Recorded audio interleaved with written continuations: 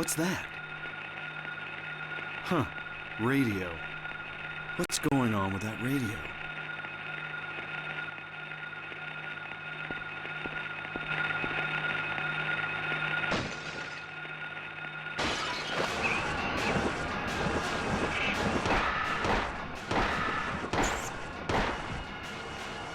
This is not a dream. What's happening to this place? Hello everyone, welcome back to the channel. As always, I am Jonathan, your host here at QuickBird Gaming. Thank you so much for dropping in and checking out another video. I really appreciate it. So today's video is part of my series called How Does It Play Today, where I look back at games celebrating their 25th anniversary. Since this game is going up at the tail end of 2024, I'm looking at games from 1999 right now, and I have chosen from this video subject the game Silent Hill. Now, Silent Hill was published, as I said, in '99 on the PlayStation 1, and along with the first Resident Evil and maybe Alone in the Dark, is kind of one of the OG members of the survival horror genre.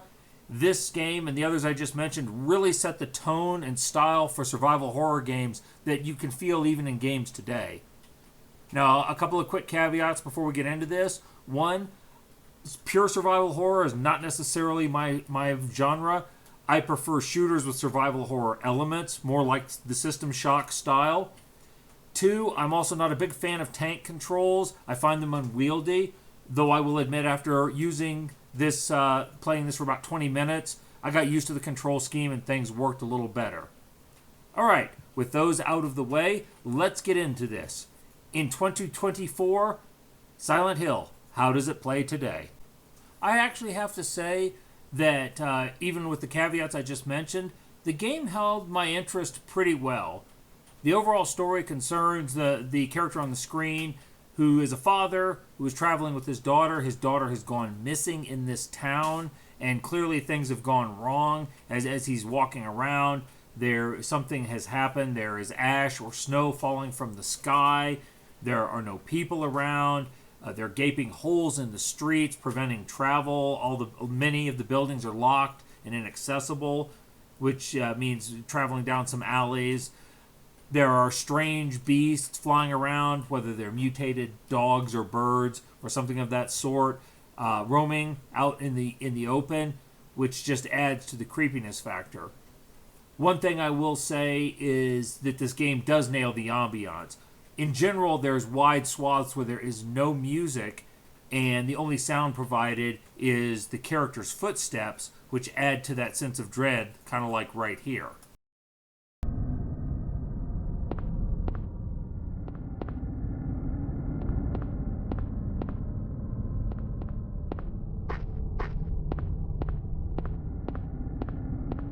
Okay, footsteps and some ominous sounds in the background. Music does play in a few sequences, but honestly, I found it much more foreboding and ominous when there was no music, just the sounds of isolation. And like most good survival horror games, Silent Hill does a very good job of making you feel alone. You will interact with a few NPCs here and there, mostly for informational purposes, or they'll leave you an item behind to pick up, but in general, you're on your own, and you will know it. You will feel it.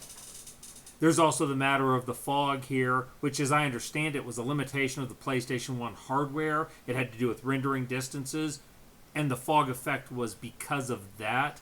However, ironically enough, it worked very well for survival horror, for the sense of just terror, of being alone, and having to look out. And that's not all, because at times it would get worse. You'll hear an air raid siren in the game, and the game will go dark. I mean, you can't see more than a few feet in front of you, and that's only if you've got a light source. And when it goes dark, that's when the real monsters come out to play. And while there are a handful of jump scares in the game, things popping out of nowhere, I think the worst moments come from things like this.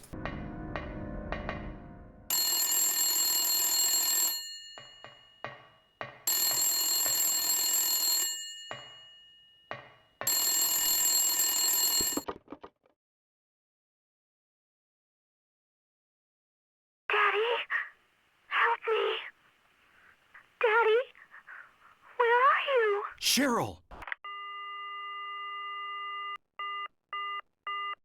I mean, if you have kids, that kind of stuff hits you right in the gut. Now that we've established that the game is indeed frightening, what else does it have to offer? Is it still worth playing today? Well, yes and no. I may get some disagreement from the Silent Hill fans out there on this, but I found the combat to be relatively simplistic. If you have a firearm, for the most place, you stand in place and shoot, and if you have a melee weapon, you can run up and swing. Even on harder difficulties, I didn't find the combat against regular mobs all that hard. Most of them died pretty easy. Bosses are mostly just an exercise in patience and pattern recognition, figuring out their attack patterns, and then they become very simple. You think about things like voice acting, and the voice acting in this game is adequate at best. I think this was about 5 to 7 years before developers really started to sink money into better scripts and better voice acting, and you can tell the difference. Inventory is, well, I wouldn't go so far as to call it threadbare, but it's definitely simplistic. It's easy enough to navigate, but there's not a lot of bells and whistles, just in the interface in general. I guess what I'm trying to say is that when you play a game like Silent Hill, you really do recognize it's just a game that's showing its age. The quality of life factors and some of the things that have advanced in gaming since then become readily apparent when you play a game from this era, especially a game like this as opposed to, a game like Super Mario. And it's just, you can see the difference. Now, I know some people, it doesn't matter to them because they have a nostalgia factor, which is fine. I have a nostalgia factor for games myself, for certain games that I played when I was younger. And that's all good. But in terms of how it plays today, as I said, you can just tell that this is an older game, and it is going to lack some of those features. Silent Hill is not exactly a fast-paced game. It's definitely more of a thinking game mixed with action. If you're looking for a fast-paced shoot-'em-up, this is definitely not it. The kind of thing where you're mowing down hordes of zombies. Not that kind of game. It is definitely a game where you do have to think your way through. It's got some puzzles that require a more steady approach. It's also not exactly an open world game. I'd call it limited open world. As you move from area to area, you have some freedom of movement, but you're going to be channeled because of barricades, chasms that cut off roads, locked doors and stuff. You're going to be channeled in certain areas. One thing that I did like in Silent Hill relative to, say, Resident Evil is the camera. These games tend to have fixed cameras, which I don't like. But this one, if it's a little wonky, but if with a little finagling, you can usually get the camera in whatever position you want, which I like, whether you like it on your side or over the shoulder. One other thing I'll add is, when talking about the puzzles, is I think the puzzles in this game are excellently balanced.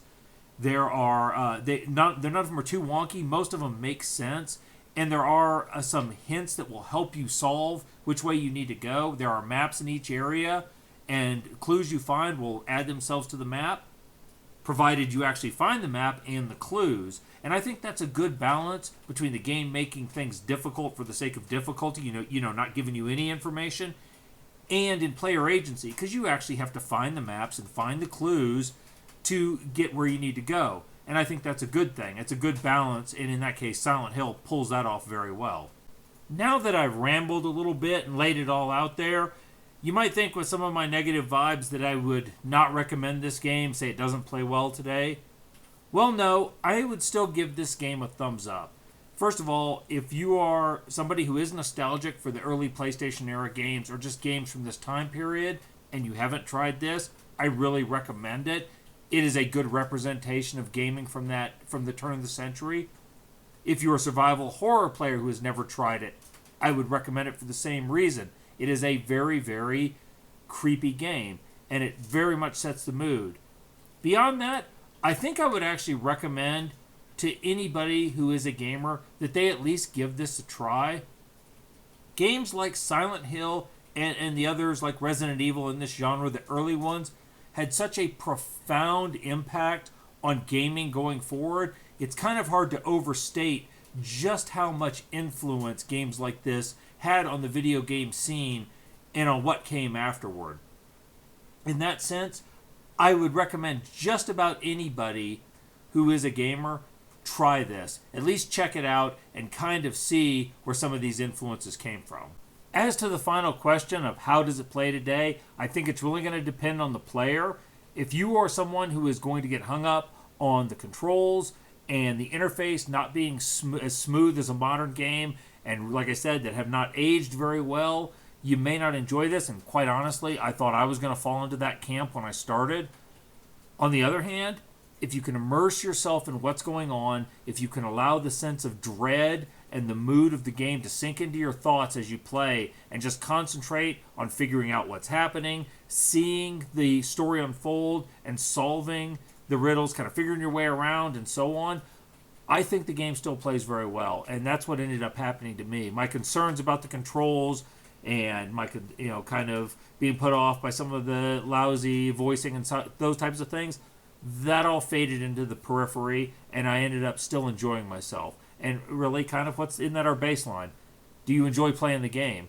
And as if you do, that makes it worth playing. So how does Silent Hill play today? It's still good, baby. It is still good. And I'm going to leave this subject right here. If you enjoyed this video, please leave a like on it. Please consider subscribing to the channel for more content like this and more in this series. Speaking of this series, we're going to coming up on the end of 2024. In 2025, we'll be looking at games that were published in 2000. So if you have a game you'd like to see featured in this series, please comment with it down below. In the meantime, I am going to get back to it. You all go out and live your best lives, and you all stay gaming.